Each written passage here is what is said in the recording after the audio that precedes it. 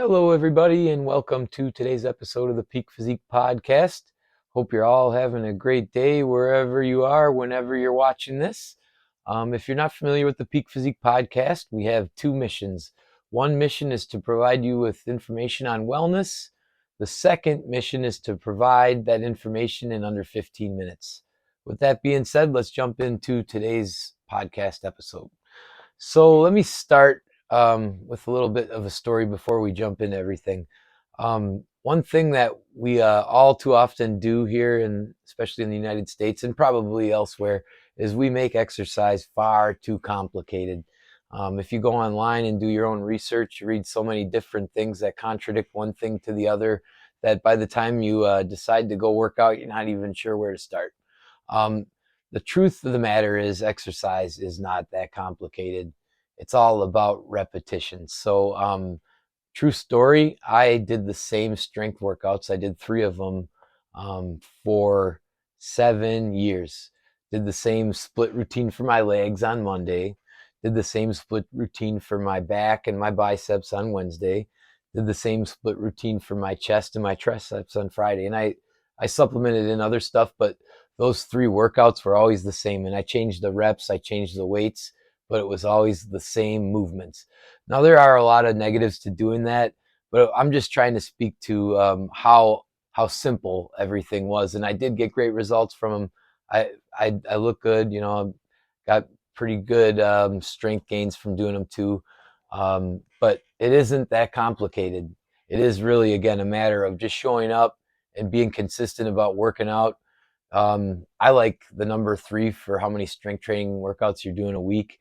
4 is great, but to start with, 3 is a really good number and it's going to get you results. But it's all about consistently repeating those 3 workouts, lifting the weights, getting your reps in 3 days a week, 4 days a week, and not missing 2 weeks, 3 weeks at a time because you lose everything if you take those long breaks too often.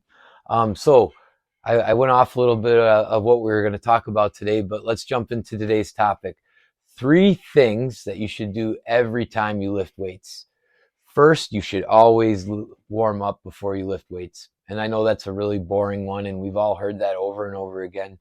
Most of the time, people are telling us we should warm up, though, because it is a safe way to avoid injury. Getting those muscles going before you jump into anything intense decreases your chance of pulling a muscle and various other things that could go wrong by not warming up. We all know that. But there are also performance things that happen from warming up that really give value to your lift. You increase the blood flow to the muscles that you're working while you're warming up. That means when you hit your first set, your muscles are already getting gains that they wouldn't if you weren't warmed up. Because then if you're doing your first set before you warm up, you got to recruit blood flow to that area first. And again, getting that warm up done first helps you avoid that. Another thing that warming up does is it improves muscle elasticity. And that allows you to get better rep range when you're doing your lifts. Better quality of lift means better performance. And again, going back to what we all know, having a better muscle elasticity is one of those reasons why you don't pull muscles and get injuries from warming up. Gets you ready before you get into it. Another thing that a good warm up does is it activates your nervous system. And that's another thing. The nervous system allows you to really just work the muscles specific to the lift you're doing a little bit more effectively.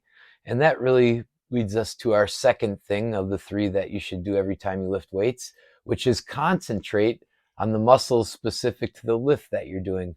Now, this does get a little bit more complicated, looking at each lift and knowing what muscles you should be using for the lift, but really, you can do a Google search on those specific lifts. Say, for instance, a pull-up. If you search muscles used for pull-up on Google, you can probably rely on the first 1 or 2 links that you see to tell you the correct muscles, and that goes for most every lift. But the reason I say that you should concentrate on the muscles specific to the lift you're doing is because, according to research, you get a 30% deeper contraction from knowing what muscles you're lifting. 30% is a big number. Let's go back to what I was talking about before, pull-ups. So we know for sure when you do a pull-up that you get a contraction from your lats, which run right here. If you're able to focus in on those muscles as you do your motion up and down, and you're just really thinking about getting all of that pull through there, you're going to get a 30% deeper contraction. Now that is huge. And I highly recommend, before you jump into your next workout, to know exactly which muscles are working when you do a deadlift, when you do a squat, when you do a push up, when you do a pull up. It's going to really help you get a lot better results from that workout. And again, that's one of the 3 things you should do every time you lift weights.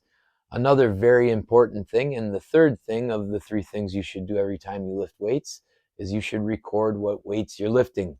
It's really important that you're always challenging your muscles to their fullest capability if you want to get results out of that lift. And you can't really do that effectively if you're always trying to figure out what the right weight is for each movement that you're doing. Really easy way to do that is to write down everything you're doing, from the lift you're doing to the amount of weight that you're doing and the reps that you're performing.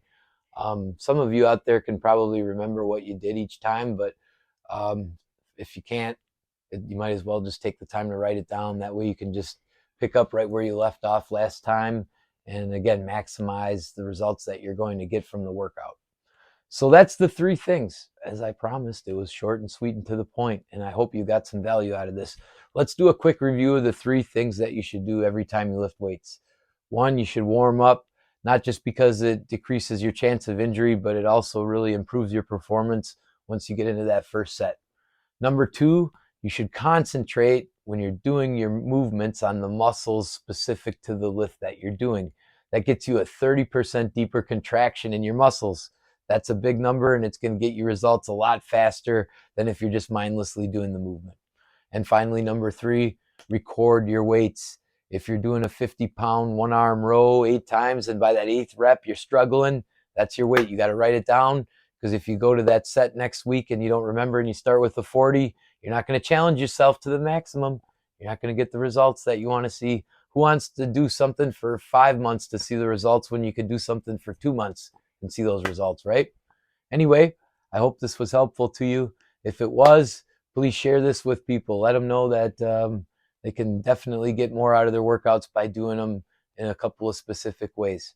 Anyway, hope you found this helpful. Have a great rest of your day.